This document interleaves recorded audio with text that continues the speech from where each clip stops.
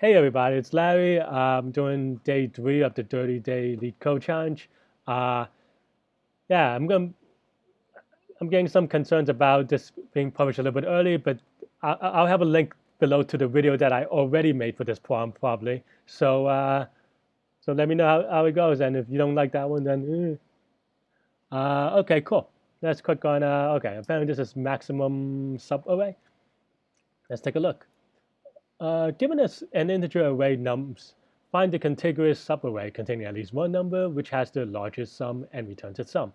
And then there's an array and output has the largest sum of 6. If you have figured out O of n solution, try coding another solution using the divide and conquer approach, which is more subtle.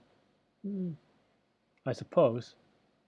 Uh, isn't this just Cadane's algorithm?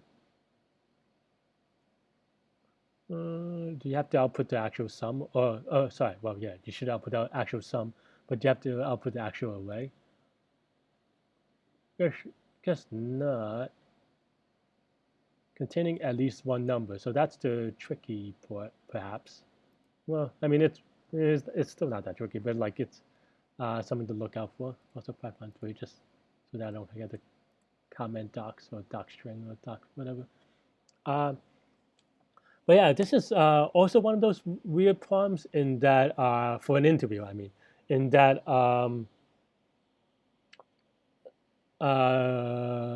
if you have seen this before, you'll get it in like almost immediately. And if you haven't, then it's kind of a tricky problem to prove to yourself. And actually has its basis in dynamic programming, where you could actually think about this problem as solving a problem of length and of an array of length n.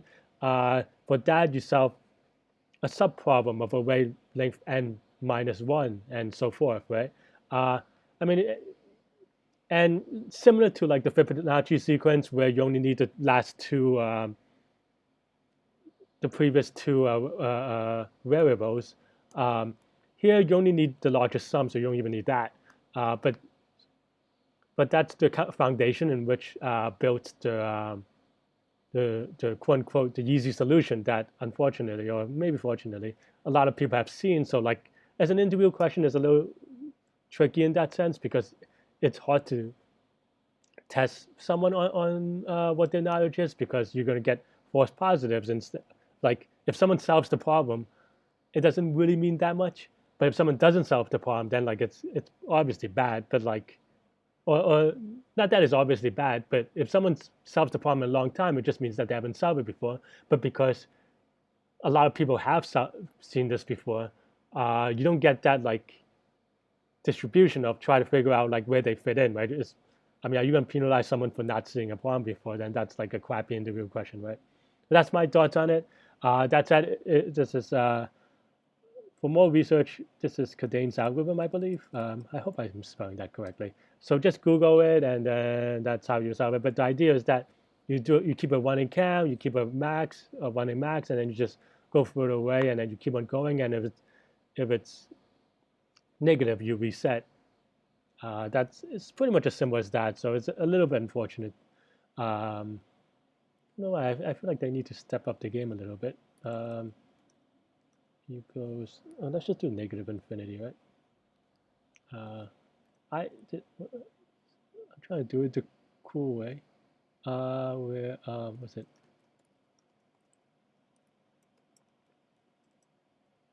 And I assume that this this input has at least one element, or otherwise there's no defined answer. At least given the strict reading of the problem. Yeah, for number in nums.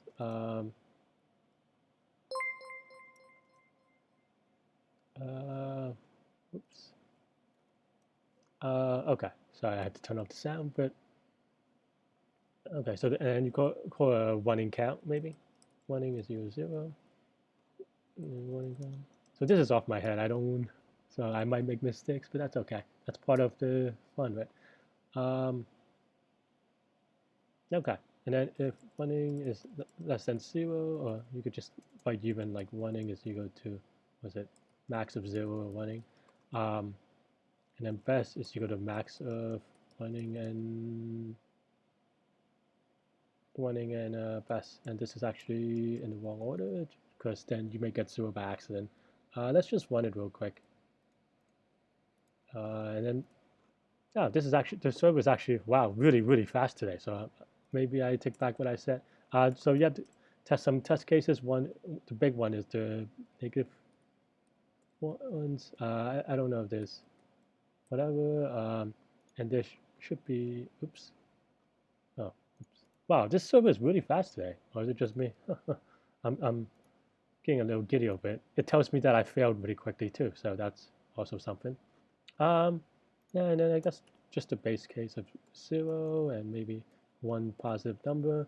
I mean, you could probably make more complicated cases, but it's probably going to be a combination of like 2 numbers or 3 numbers. So actually something that I would do, but maybe a little bit, I would talk about it during an interview as well, but maybe not doing on stream. It's just let's just run this real quick. So one thing that I would talk about is that because there are a lot of there are only a couple of cases that you can do. So I might actually generate a number of small test cases randomly, and then run both this algorithm and a brute force algorithm on it to kind of, and the brute force, of course, is just the n square solution. I think I can talk about it, where you just try every contiguous subarray, and then that will allow us to confirm our algorithm. And that's how, these are things that I might talk about on interview. And I just submit and say, okay, wow, this submission is really fast. I guess they really updated the server. Well done, Leetcode. But yeah, so that's kind of my algorithm here. This is a really well-known algorithm, so I don't really want to explain this too much. You could Google it, and or you could even search on YouTube. There are probably hundreds of videos on this algorithm, so it's pretty standard. So yeah. Thanks, everybody. If you like this, hit the like button, subscribe button, or whatever it is that the people do. Thanks.